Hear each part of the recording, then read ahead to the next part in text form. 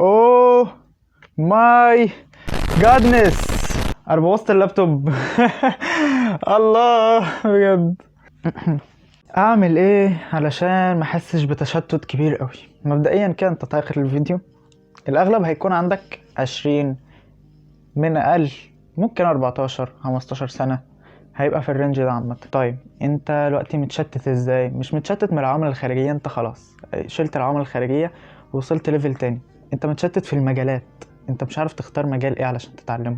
ما مش عارف اللي هو انت نفسك تتعلم برمجة بس عندك موهبة في المونتاج بس معكش جهاز يساعد، انت دلوقتي عايز تعمل ايه؟ وحتة ان انت معكش جهاز يساعد لا ادعم فكرة ان انت تستلف، علشان انت مش هتكون ضامن المجال، مش ضامن ان انت تحبه ولا لا، مش ضامن ان انت تحقق نفس الربح اللي انت هتحط فيه فلوسك. وصلنا برضو لنفس النقطة، ابدأ بايه؟ هي الفكرة كلها في ان انت تبدأ في كل حاجة. ازاي كل حاجه؟ يعني تجرب في كل حاجه انت مهتم بيها بشكل سطحي، واللي انت موهوب بيها برضو بشكل سطحي، مش تخش فيها بان انت تحط مثلا فلوس زياده او بان انت تضيع فيها وقت زياده، لا اديها مثلا نص ساعه في يومك. جرب تتعلم برمجه. انا مثلا جربت البرمجه من قريب، خدت مقدمه في البرمجه، مش مجالي ومش شاطر فيها، انا شاطر في الرياضه وفي الفيزياء لكن مش مجال البرمجه خالص. تمام. خدت مقدمه مثلا عن علم النفس والشخصيات وعن تطوير الذات والكلام ده.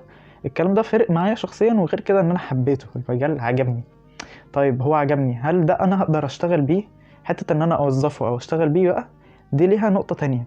يعني في دي اصلا اختيار المجال نفسه ادق شوية، فانت لسه هتجرب بقى مقدمة في البرمجة، مقدمة عن علم النفس، وتجرب ده وده وده، وفي نفس الوقت هتعرف بقى انت حابب ايه اكتر من التاني. اهم حاجة تجرب الحاجات دي من بدري. يعني انت شايف اللي هو انا لسه بدرس مش مستاهلة مش هشغل بالي، لا تجرب من بدري ليه احسن، علشان عواقب ان انت تجرب بدري مش قد عواقب وانت كبير، معلكش مسؤوليات كبيرة. حتة ان انت مثلا لو غلطت في اللي ممكن يساعدك ان انت تشيل غلطتك هتقوم تاني، بس انت لو جربت وانت كبير اوريدي هتلاقي الموضوع اصعب شوية. فالمطلوب منك ان انت تجرب كتير وتجرب بدري. تمام، جربت كتير وجربت بدري، اكيد الطريق هيوضح ليك مع الوقت انت مثلا حبيت مجال ايه اكتر. يعني الوقت انا حبيت المونتاج والموضوع عجبني واتاكدت ان انا فعلا هكمل في المجال، اجيب بقى مثلا كمبيوتر بسيط ابدا بيه المونتاج البسيط، او اجيب موبايل برضو محترم ابدا بيه مونتاج ريلز ومونتاج لناس ممكن اشتغل معاهم. ممكن تشتغل مع كونتنت كريتورز عادي، الامر فعلا مش صعب قوي، لان الكونتنت كريتورز في الفتره دي كتروا.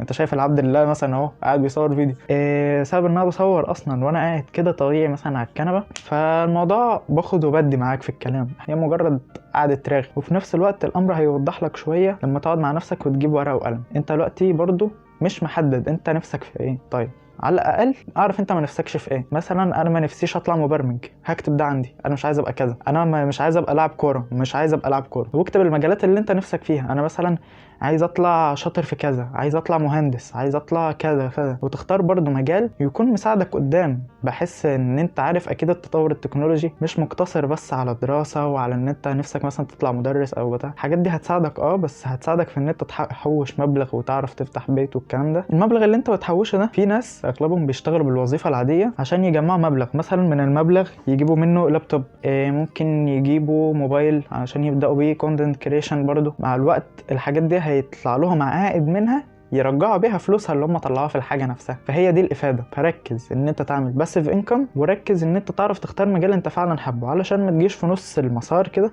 وتقف.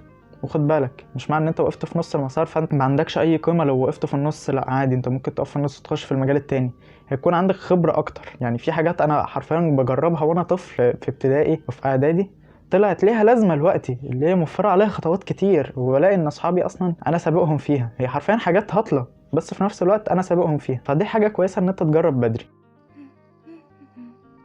متنساش تشرب ميه، صح؟ ميه مفيده. وبس متنساش تعمل لايك وشير وسبسكرايب وبس.